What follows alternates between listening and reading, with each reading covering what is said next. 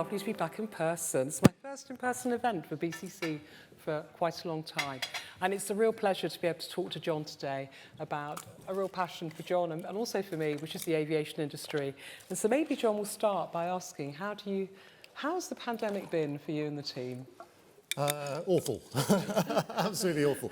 But isn't it lovely to be back together? And I know a lot of people have flown to be together. And two years ago, people were talking about how we might never fly again. We'll do everything by teams. And then times like this, you realise just how important it is to all of us to have that physical connection and meet new people, as I was doing here earlier. But the pandemic has been dreadful for global aviation, as it has been for a lot of hospitality. Just to give you a sense, we went from our busiest year ever at the beginning of 2020 to down to the worst year we have ever had, including when we first opened. So we lost 99% of our business in the course of a couple of weeks. And with no passengers, we have no revenue, but we have a very high fixed costs to cover. So I'm sure many of you have been through similar situations. You just have to save as much money as you can, conserve all your cash, hunker down to ride out the storm. And in spite of all the really difficult decisions we and others in the aviation sector made, we still lost £4 billion over the last 2 years. So phenomenal amount of money and only really able to get through with the support of our shareholders. So very difficult time.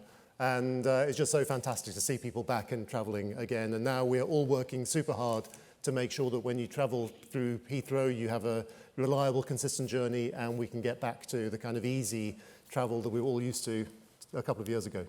And if you were to, clearly the industry's only had restrictions eased since March, and here we sit in June. What's your thoughts on how the recovery's going, and how long do you think it's going to take us? I actually think it'll take another 12 to 18 months to recover. And quite often we tend to think that if this is a UK-only situation, it's absolutely not. Even the US, which has been fully open domestically for over a year, they are still having problems with resourcing. All EU airports are having the same kinds of issues, and many around the world. And this is just a function of having to massively reduce their costs and headcount. Very often very skilled roles that have been lost to the industry over the last 2 years in a battle to survive. And in the last 4 months since international travel opened up again in March, we have grown by as much in those last 4 months as we did in the previous 40 years. And you can imagine the kind of stresses that puts on any kind of complex organisation. And if you were to go to a Middle Eastern airport, you'd probably find that there was one main airline, one airport operator, and one ground handler, and everything is very closely coordinated. At Heathrow, we have 400 different companies who have to work together in tandem to deliver you service. And so it's a much more complex structure. Which, when things were stable, it was actually quite a well-oiled machine. But having dismantled that, with each company doing things differently and cutting back to different extents, it's very hard to reassemble it again. So actually, it may not always feel it if you're travelling, but actually we're doing pretty well. And the key thing with all of this is to keep demand and supply in balance. Make sure that the airlines aren't selling more tickets than the whole value chain can fulfill. And as long as we can do that, then if you're booked to fly, you can be confident you're going to get away. And over Easter and the Jubilee Bank holiday, actually, if you were flying through Heathrow, you'll have had a pretty good experience compared to what we saw elsewhere. But since then, we've had a few wobbles, and it shows just how fragile the whole sector is. So just thinking about the future of the aviation industry, talk us through a little bit about international trade and air cargo in particular. And this is such a vital part of the industry. We'd be really interested in your reflections on where you think that part of the industry could go. Well, it's a really important question, and actually something I've learned from talking to the chambers. And a lot of when you talk about international trade, particularly for a lot of politicians, they don't really understand quite what that means. But when I've been out to meet with chambers, it very quickly becomes clear when you're starting to export physical goods. Your exports start with a box on the plane, not a container on the ship. And so aviation plays a vital role in helping small and medium-sized businesses get started.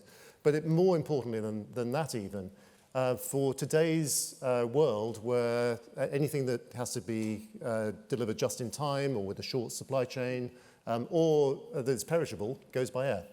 And from Heathrow, 40% of all the UK's exports outside the EU goes by plane from Heathrow, 40%. So while and these are passenger planes, not cargo planes. And that's because to places like Mexico City, we have 2 flights a day. So if anyone in the UK wants to get anything, no matter how big or small, to Mexico City, we have a flight for you that'll get it to your customer when you need it, reliably, day in, day out. And that's something that we all benefit from with the different markets that we serve. But during the pandemic, those flights to Mexico City weren't going. So the UK supply chain suddenly was cut off. And I found myself arguing the case for opening up aviation to help support British businesses and exporters in the face of some quite tough challenges about, do you not realize there's a pandemic going on? You can't put business against lives and you're just being selfish. And no, not at all.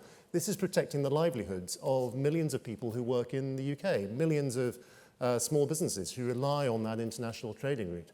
And I don't think that the government understands well enough yet just how vital aviation is. And I hope that, that as we come out of the pandemic, that is something they will wake up to. Because if we really want to be a strong, independent global trading nation, we need to have our trading routes around the world, regular flights from all UK regions, through the UK's hub at Heathrow, to more destinations globally. That is the future of the UK as a trading nation, and we need to invest to make that happen. I have to say I completely agree with you. I think the challenges when I think back of the pandemic and how that disrupted some of those supply chains was awful to see. So I'm very glad we're definitely coming out of it. So John, today one of the themes of our conference is about the planet and net zero. Take us through Heathrow's plans for net zero. So this is something when I became chief executive of Heathrow 8 years ago, there were lots of I spoke to lots of local communities and non-government agencies and things like that, and they had a long list of things they felt that we weren't very good at, and they felt that we were a big polluting organisation that didn't care, which of course we weren't. But I could see why we weren't doing enough, and I thought the only thing you can do in that situation is not just do the bare minimum, as we had been doing, but to do as much as you can, because then your critics have nowhere to go. So what would it look like if we set out to be the most sustainable airport, really engage closely with our local community and make it a positive to live around the airport rather than a negative, so people choose to live near Heathrow because of the airport? How do we play our role nationally in supporting international trade, but also play our role globally as one of the biggest airports in the world? And at the time, we tended to focus on things we could do locally. And I quickly came to realize, partly because when I went to speak to Greenpeace and Friends of the Earth, they made it very clear to me, unless you're tackling carbon in the air, then you're not doing enough of a job. So we're doing the obvious things you would expect us to do on the ground, of converting to electric vehicles and hydrogen in places and all those kind of good things. But 95% of the emissions from aviation comes from planes in the air. And unless you're tackling that, you're not doing a good enough job. So we set out about 4 or 5 years ago to decarbonise global aviation, which is a big thing to take on. And at the time, when I went out to climate change conversations within the industry, the targets we were aiming for were to maintain emissions at the level they currently were, rather than to cut them. So using technology to keep emissions level. And when you think about that, we are still polluting. We may not be a big part of total carbon emissions, only 2 or 3% globally, but we're still polluting, and that's not good enough. And I couldn't look my kids in the eye and feel I was doing everything I could while it was like that. So we broke with the industry accepted view, and we said we've got to get to net zero by 2050, and we developed a plan to do that. And over the last few years, the whole global industry has moved to that position of net zero by 2050, including global airlines. And now we're trying to get the ICAO, which is our UN governing body, to adopt a net zero by 2050 position. And because that gives us the government policy support that we need to get to net zero. And it's fairly simple, actually. To decarbonise aviation, you need to switch from fossil fuels to sustainable aviation fuels. Not fuel that's made out of plants that you grow, in the way of traditional biofuels. So not competing with food which is essential, but energy from waste. And there's enough waste in the world from agriculture and forestry to provide all the future needs of global aviation. So that's where we need to pivot to. And I was in Rwanda last week meeting with Commonwealth heads of government to encourage them to support that move, because for them, climate change is a real issue. Many island nations are, and a place like Bangladesh, are suffering from the impact of rising sea levels. They're losing islands in the Pacific because of climate change. It's very real for them, and yet they depend upon aviation to support their economy. So we've got to take action as the wealthy West to help to make that change. And what I hope also is that many of those countries have the waste from forestry and from things like sugarcane farming to be able to convert into sustainable aviation fuel. So this creates a whole new industrial sector for them to support their development. So it's not easy, but actually we are making headway, and I'm hopeful that this October we'll get a global deal for net zero. Which would just be incredible. It would. Yeah, it would. we really do, I think, need that. So with that ambition of net zero and the challenges that come with that for many, take us through how the third runway potentially fits into that plan. And actually, well, when's it going to happen? The big question. It's funny. I mean, the Chambers have been fantastic in support of expanding Heathrow, and it's been really powerful to be able to talk to politicians in Westminster about what really matters to Chambers in Northern Ireland or in Inverness or Aberdeen, because the further you get from London, the more important connectivity is. And one of my first really powerful visits I had was with Stuart Nicol at the Inverness Chamber about 5 or 6 years ago. And when I got to meet him and his team at the hotel, I was met by somebody who said, "Are you going to announce a flight from Inverness to Heathrow? It's fantastic." And I said, "No, I was going to try to get your support for a third runway so that we can, in 10 years' time, have a direct flight to Inverness." And I felt really bad about that. But actually what came out of that was understanding just how vital that connectivity was for small and large businesses in Inverness. And we worked with British Airways to reconnect them. And I think we got to 2 or 3 flights a day into Inverness because actually the demand was so strong. But during the pandemic, that lifeline was cut off again. And that's not good enough, I don't think.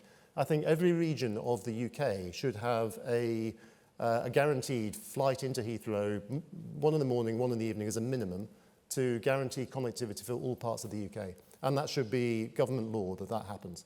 Because if we want to attract investment into UK regions, we have to have that guaranteed connectivity so that all parts of the UK can be connected to all parts of the world. So I think actually the arguments that we made to win the parliamentary support for the third runway have been borne out in the pandemic. Almost all long-haul flights consolidated into Heathrow during the pandemic. New airlines who weren't previously able to get into Heathrow came in, a lot of Indian airlines, where we're very badly served as a country getting into India. And the demand is clearly there. And now we need to get on and build it as fast as we can. So we paused the planning to conserve cash during the pandemic. In the second half of this year, we'll start looking at how do we get that back up and running and when. But the sooner I think we can get the third runway open, the sooner we can get Britain connected to the world. And just sort of last thought on that. I was in Rwanda for the Commonwealth heads of government last week, and they have, I think, 3 flights a week into Heathrow. And for them, that is a vital part of their connectivity. They do far more trade with the UK because of that direct flight. But there's only 3 flights a day. And as I found trying to get home again, it's not enough. We need at least a daily flight to Rwanda. And that's a country that most of us had barely heard of until a few months ago when the government decided there should be a one-way flight into Rwanda. But there are loads of countries in Africa we need that direct connectivity with. Secondary cities in India that we are just cut off from. And unless we are connecting directly to them, we're not going to be able to benefit from their economic growth over the coming decades. When you take a look, you're completely right. I look at Heathrow and think of the connectivity it can create to so many places and what it does for local economies, actually wherever it can connect. If you take a look at the UK and you take a look still at some areas where we don't connect well to, you know, the chambers in the west of England will tell us much more about the additional rail links they want, other things that could be done. Where else do you think we could have government policy really support this point on connectivity?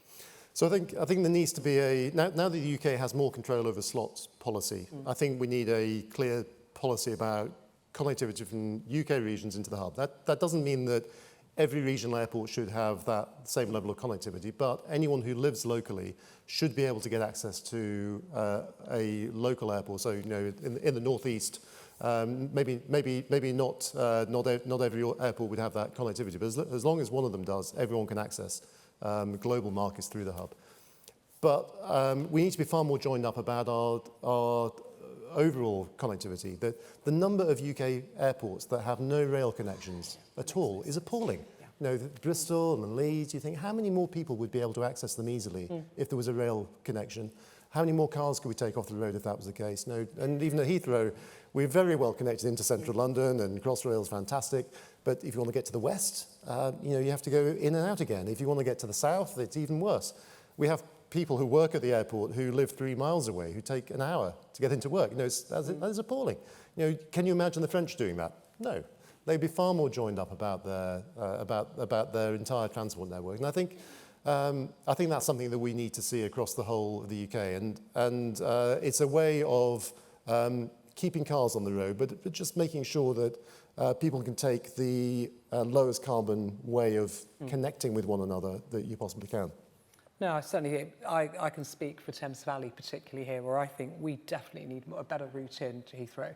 And it would be fantastic to have your support as we try and continue to urge the government to do that. Yeah, and you know, think about Wales and the southwest, really important parts of the economy. We're not going to have a flight from Bristol, but we should have, because it's just too close, Exeter probably too close, but we should have a rail connection that allows people to get in easily. And it's what a grown-up country does. And it's time that the UK grew up and connected all of their transport systems. Very much agree, John. Well, we only have a minute left to talk to you, so I guess my final question has just got to be, you know, just look forward, if you were to look forward 10 years, what would your ambitions for the industry be? Well, I mean, the UK aviation sector has been one of the most successful in the world. It's a fantastic export, and we sell our services around the world. Where I'd like to get to in 10 years' time is that the UK is the best connected country for the 21st century economy. I'd like to see from Heathrow more flights to more cities in the US than any other country in Europe, more flights to more cities in India than any other country in Europe, and the same with China, plus Africa and South America and the other places that we will need to get to, because that puts us as a country at the heart of the global economy for the 21st century. And then I'd like to see regular flights to all UK regions, for all the UK regions and nations, so that everyone can have the benefits of being connected to global growth through Heathrow. And that, I think, will put us on a firm footing for allowing the huge potential we have in our country to be fulfilled. Well, thank you. And on behalf of all the chambers, thank you so much for your time today. We really Brilliant, appreciate it. and thank you.